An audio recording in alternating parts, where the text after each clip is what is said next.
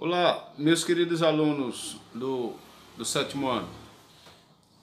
Eu espero que vocês tenham tido um bom final de semana para que você possa, de alguma forma, prestar atenção, porque o nosso assunto de hoje requer não só o entendimento dele em si, mas requer também que nós façamos uma recapitulação de um assunto que nós vimos lá no início do ano. Ora, professor, do que é que nós estamos falando? Para que você entenda o nosso conteúdo, é necessário que você tenha uma ligeira noção do conteúdo que eu citarei. Nós vimos no início do ano um assunto chamado feudalismo. E nós enfatizamos dentro das nossas discussões que o feudalismo era um sistema de produção que vigorou na Europa entre o século V e o século XV, ou seja, toda ou quase toda a Idade Média. As características do feudalismo como meio de produção se restringe às relações sociais, políticos e administrativas em virtude da terra. O fato é que nós, dentro do feudalismo, professor, estou começando a me recordar. Aí eu digo, que coisa boa, você está começando a recordar. Então, dentro dessa perspectiva, eu disse que uma das características do feudalismo era, além da aliança do senhor feudal com a igreja, eu disse que existia uma relação social conhecida como sucerania e vassalagem. Portanto, o sucerano era aquele que cedia uma porção de terra para um vassalo. Ora, professor, como assim? Supondo que eu tenha uma imensa parte de terra e eu resolva ceder a alguém, e esse alguém ficará responsável pelaquela porção, mas aquele alguém que fica responsável pelaquela porção de terra será o meu vassalo. Eu serei o sucerano dele. Ora, professor, o que é que isso implica? O que é que o sucerano ganharia do seu vassalo? Ganharia gratidão e reconhecimento de submissão. Caso o meu reino entrasse em guerra, aquele o qual eu cedi uma porção de terra para que ele se tornasse rei, teria obrigação comigo de vir me defender na minha guerra. Só isso, professor? Só isso. Obediência a mim. Com o passar do tempo, aquele que eu cedi um pedaço de terra cederia a outro que se tornaria vassalo dele, e ele usufruiria da posição de vassalo, assim como ele fez com o outro. Portanto, eu não sei se você está conseguindo me acompanhar, mas eu cedo para alguém, aquele alguém cede outro pedaço de terra para outro alguém, e assim sucessivamente. Então, eu não sei se você percebeu que o rei vai se tornando distante dentro dessa relação. Isso fez com que o rei fosse se enfraquecendo. O poder real fosse se enfraquecendo com o distanciamento dos seus vassalos. O fato é que o rei fraco, os senhores feudais, que eram os donos daquelas propriedades de terra, estavam fortalecidos. Contudo, com o passar do tempo, com o passar dos séculos, o sistema feudal foi se enfraquecendo. E é esse enfraquecimento do sistema feudal que vai ressurgir a partir do fortalecimento do rei. O rei vai ressurgir com o enfraquecimento do feudalismo. É claro que esse não é o único fator que vai enfraquecer o sistema feudal. Existem outros fatores que vão enfraquecer o sistema feudal. Porque a formação do Estado moderno está fundamentado no enfraquecimento do Estado, do sistema feudal. É claro que essa formação, além do enfraquecimento do Estado, do sistema feudal, vai ganhar outros elementos que o vão fortalecer, como surgimento dos Estados-nação. E quando eu me refiro dos Estados-nações, eu estou me referindo dos Estados como hoje nós conhecemos. França, Portugal, Inglaterra, Espanha. Porque o que existia antigamente era reinos. Reinos e não nações. Portanto, é interessante que você entenda o andamento deste processo. Aí eu peço que você me acompanhe com o material que está aí na tela de vocês. Aí você me acompanhe, que eu vou, à medida que eu vou lendo, eu vou lhe explicando.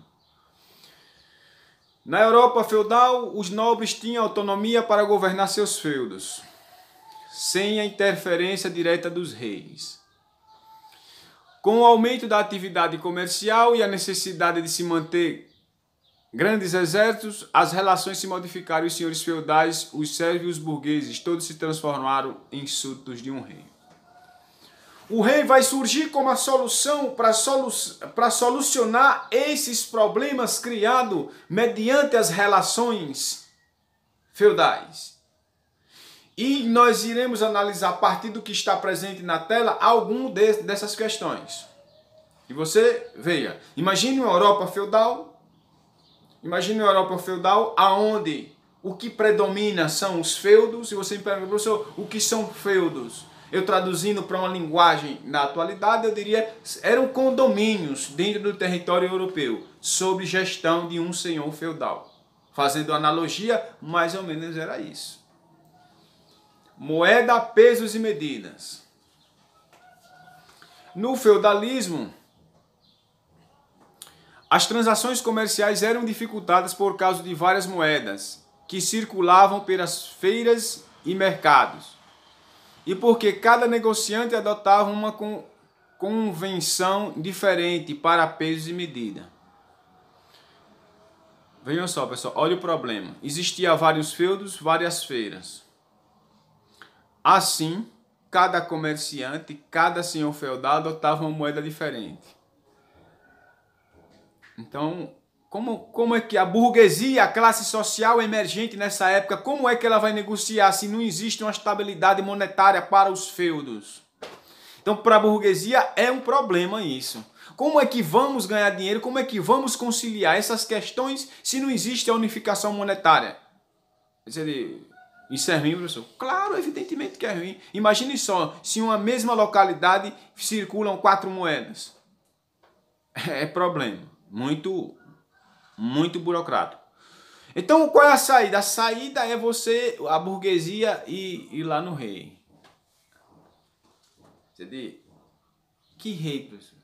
Eu não disse a vocês que o rei cedia terras para um determinado nobre e este se tornava senhor feudal, este senhor feudal da terra que foi lhe cedida cedia outro pedaço para outro nobre e este se tornava senhor feudal. Então existia vários senhores feudais, cada um querendo usufruir da autonomia que lhes era cabível. Então isso gera uma instabilidade política administrativa para aqueles que pretendem negociar no território destes reis. Então qual é a saída para solucionar isso? A solução é ir no rei primário. E dizer, ó, o sistema daqueles caras não dá certo não, o senhor tem que tomar as rédeas disso tudo aí. Aí o rei enfraquecido, porque já se distanciou do seu último vassalo, e diz o seguinte, e fazer o quê? Nós vamos lhe ajudar, mas nós queremos privilégios. A burguesia, nós vamos lhe ajudar, mas nós queremos privilégio. É isso que vai ocorrer mais adiante. Vamos lá. E com isso a confiança e apoio da burguesia foram conquistados, já que comprar e vender e transportar mercado ficou mais fácil e seguro. Vamos apoiar o rei, porque assim o rei é mais seguro. Portanto, o Estado Nacional Moderno surge a partir da aliança da burguesia e o rei. Grave isso, porque isso pode ser questão de avaliação. Aí o que é que ele diz? Primeiro vamos construir um exército para colocar ordem na casa, porque se não tiver um exército, não há como o senhor colocar, o rei diz, mas eu estou quebrado, eu estou sem dinheiro. Aí a burguesia diz, mas nós temos dinheiro. Tá aí uma coisa que nós temos dinheiro. Então forma um exército real, capaz de conduzir aqueles súditos à ordem. Então, o grande exército real, eu quero que você preste atenção em mim. O grande exército real. Antes que eu possa entrar nessa parte, eu queria que você observasse atentamente uma moeda de ouro de 1475 que está aí presente na tela, com a efígie dos reis espanhóis Fernando e Isabel. A união dos reinos de Aragão e Castela criou um grande estado na Península Ibérica, que é a Espanha, viu, pessoal? Só para que fique registrado. O grande exército real. O rei também passou a cobrar impostos e taxas sobre as mercadorias negociadas dentro de seus domínios. Os recursos acumulados permitiram a organização do exército e da marinha. Dessa forma, o rei conseguiu vencer os despreparados das tropas feudais, subjugando assim os senhores que se opusessem a ele. É claro que os senhores feudais não iriam aceitar pacificamente a tentativa de retomada dos domínios de suas terras por parte dos reis. Mas só que o rei agora estava sendo ajudado pela burguesia. Então o rei venceu os senhores feudais que se rebelaram contra ele. E os que não se uniram novamente contra o rei. O fato é que o rei se sobrepõe aos senhores feudais a partir daí. Então, militarmente forte, os monarcas e seus assessores montaram uma estrutura burocrática para controlar o reino. Fiscais, arquivistas e principalmente juízes, uma vez que a justiça saiu das mãos dos senhores feudais e passou a ser monopólio real. Aos poucos, o Estado moderno foi se consolidando em torno do poder do rei, cada vez mais centralizado e forte. O sistema político que sustenta o poder absoluto dos reis é chamado de absolutismo. Então está nascendo aí o Estado absolutista, fundado na centralização do poder nas mãos do rei. É claro que se nós formos prestar bem atenção, a burguesia que financiou a retomada do poder por parte dos reis não iria ficar de fora dessa partilha do bolo. E imagine só, o rei tinha um prestígio, uma tradição, mas não tinha o que importava realmente, que era o dinheiro. O dinheiro era da burguesia. Mas mais adiante nós iremos falar sobre isso com mais questão. O fato, a sociedade do antigo regime.